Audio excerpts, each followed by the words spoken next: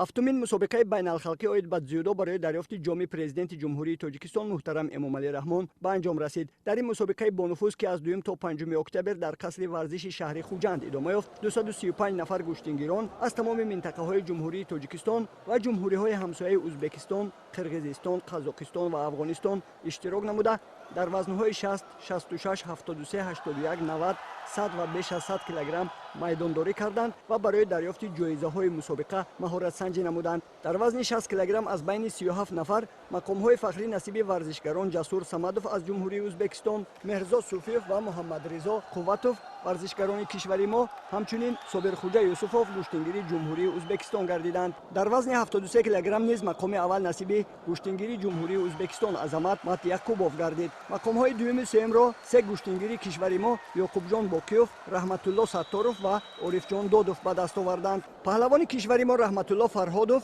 дар вазни 73 килограмм дар вохӯрии ниҳоии варзишгари ҷумҳурии Ӯзбекистон Обидхон Нӯмоновро шикаст дода ба зинаи фахрии аввал баромад. мақомҳои сеюмро гуштингирон Шоҳнур Бердиев аз ҷумҳурии Ӯзбекистон ва Мирзоҷалил Рамазонов аз ҷумҳурии Тоҷикистон бо ҳам диданд. гуштингири кишвари мо Ҳақназар Назаров аз ҳарифи ӯзбекаш Асрор Тоҷиев дар вазни 81 килограмм шикаст хӯрд. дар ин вазн ду ҷои сеюм насиби Ҳамроз Раҷабов гуштингири кишвари мо ва Барак Ароқабай варзишгари ҷумҳурии Қирғизистон гардиданд.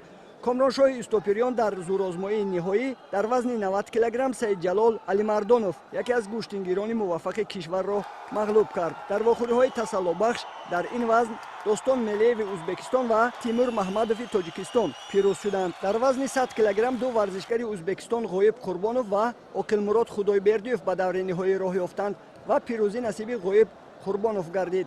мақомҳои сеюм дар ин вазн насиби варзишгарони кишвари мо Шарифҷон Назриев ва Фарёд Шайхов гардиданд. Шакармаҳмад Мирмаҳмадов гуштингири номдори тоҷик дар вазни аз 100 килограмм боло Ҳайтбек Туреев гуштингири ҷумҳурии Ӯзбекистонро шикаст дод. Одил Сафаров ва Нурулло Неъматов гуштингирони кишвари мо дар ин вазн соҳиби медалҳои нуқра шуданд.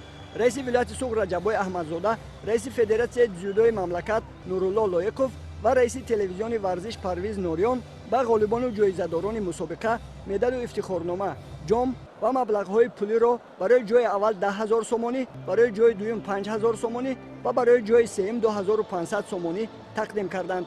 раиси вилояти Суғд Раҷабой Аҳмадзода дар маросими пӯшидашавии мусобиқа бори дигар аз таваҷҷӯҳу ғамхориҳои асосгузори сулҳу ваҳдати миллӣ пешвои миллат муҳтарам Эмомалӣ Раҳмон нисбати рушди варзиш ёдовар шуда иброз намуд, ки мақомоти иҷроии ҳокимияти давлатии вилояти Суғд баргузории чунин чорабиниҳои варзишии бонуфузро мин баъд низ идома дода барои рушду нумӯи варзиш ҳамеша эътибори ҷиддӣ медиҳад. ҳамзамон роҳбарияти Федератсияи дзюдои мамлакат барои дастгирии ҳамаҷониба шароити мусоид фароҳам овардан барои меҳмонон ва дар сатҳи баланд гузарондани ин чорабинии варзишӣ ба раиси вилояти Суғд Раҷабой Аҳмадзода арзи сипос намуданд.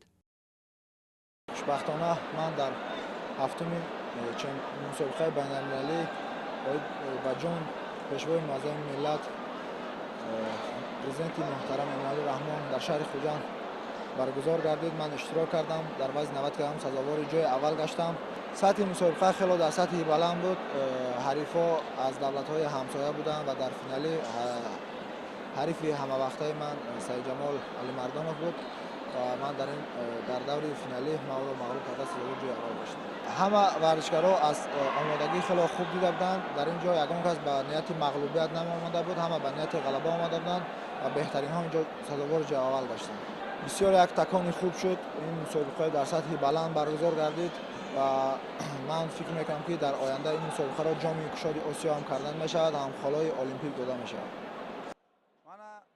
ман миннатдории худро пеш аз ҳама ба ҳукумати ҷумҳурии Тоҷикистон мерасонам, ки чунин як мусобиқаи бонуфузро ташкил карданд ва моро ба ин мусобиқа даъват карданд. аз ҷумҳурии Ӯзбекистон варзишгарони зиёд дар ин мусобиқа иштирок карданд ва имрӯз ман бисёр хурсанд ҳастам, ки дар вазни 100 килограмм соҳиби мақоми аввал гардидам.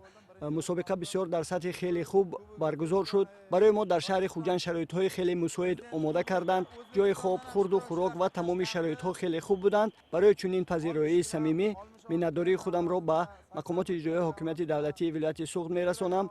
умед дорам дар оянда низ дар Тоҷикистон ҳамин гуна мусобиқаҳои баландсатҳ гузаронида мешаванд ва варзишгарони дигар кишварҳо омада дар ин мусобиқаҳо иштирок менамоянд.